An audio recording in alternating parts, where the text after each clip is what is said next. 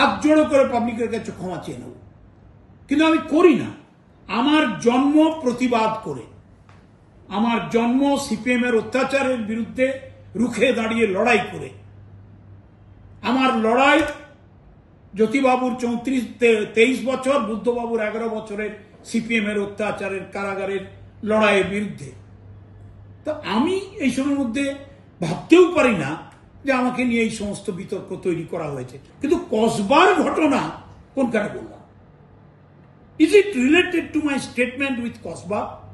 এটা সম্পূর্ণ একটা বিভ্রান্তিকর, ইচ্ছাকৃত অপদস্থ করা, অপমান করার জন্য এই কথাটা জুড়ে দেওয়া হলো। অত্যন্ত মর্মাহত আমি।